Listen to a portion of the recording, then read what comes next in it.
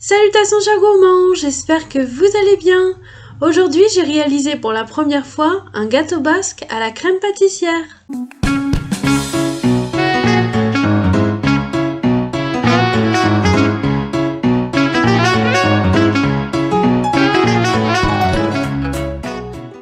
Pour cette recette, j'ai utilisé 425 g de lait, 260 g de farine, 200 g de sucre, 175 g de beurre, 85 g de poudre d'amande, 8 œufs et un citron vert.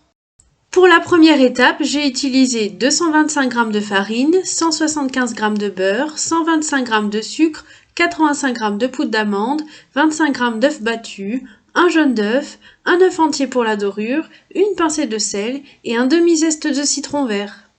Je commence par mélanger le beurre, le sucre et la poudre d'amande avec la maryse en faisant glisser délicatement la maryse pour faire quelque chose d'homogène, onctueux et pas trop travaillé.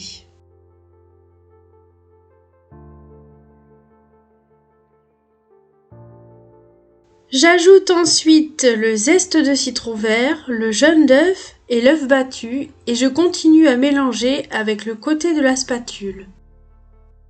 Je termine par la farine et le sel, je continue un petit peu à mélanger à la maryse mais je vais terminer à la main pour que le mélange soit bien homogène. Il ne me reste plus qu'à mettre la pâte au frigo, bien emballée dans du cellophane pendant minimum 2 heures. Pour la deuxième étape, j'ai utilisé 425 g de lait, 5 jaunes d'œufs, 75 g de sucre et 35 g de farine. Je commence par faire blanchir les jaunes avec le sucre. À côté de ça, j'ai le lait qui chauffe dans une casserole. Vous verrez également qu'à côté de moi, j'avais fait d'autres recettes, donc la cassera qu'il y a sur le plan de travail et sur la gazinière, de temps en temps, vous verrez le repas que je prépare pour le soir. Après avoir incorporé la farine tamisée sur les œufs, je vais pouvoir verser le lait qui a eu le temps de bouillir. Je vais bien mélanger le tout et remettre dans la casserole ce mélange jusqu'à épaississement. Entre-temps, j'ai eu envie de rajouter de la vanille pour donner encore plus de goût. Et si vous voulez voir un tour de magie, vous pouvez voir que le saladier sale que j'ai posé sur ma gauche va réapparaître quelques instants après, tout propre. Voilà, merci à mon commis de cuisine personnel. Une fois que la crème pâtissière est prête, je peux la mettre dans le saladier et la laisser refroidir à température ambiante, en veillant évidemment de la recouvrir au contact avec du film plastique. C'est parti pour le montage de ce gâteau basque. Je commence par couper la pâte en deux. Je vais utiliser la première partie pour la base de ce gâteau.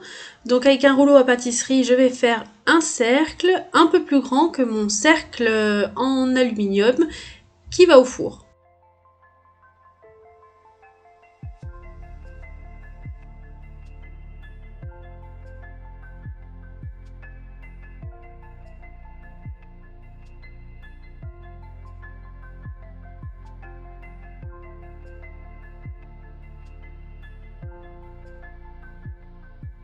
Et avec le reste de pâte, je vais en faire 2 gros boudins qui vont me servir à faire les rebords du gâteau.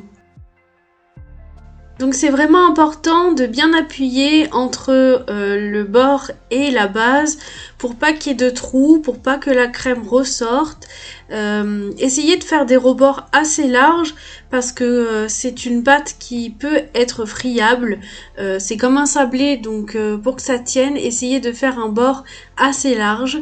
Moi j'ai choisi de pas le faire trop haut. Je sais qu'il y a des personnes dans d'autres recettes qui le font tout en haut. Moi j'ai choisi de le faire à moitié du cercle en aluminium. Je verse ensuite la crème pâtissière au fond et j'essaye d'aplatir voilà, le haut pour que ça soit partout la même épaisseur. Je peux ensuite étaler la deuxième moitié de la pâte à peu près la même épaisseur que la base. Il ne me reste plus qu'à recouvrir mon gâteau basque avec la seconde partie de la pâte et je soude bien pour pas qu'il n'y ait de poche d'air.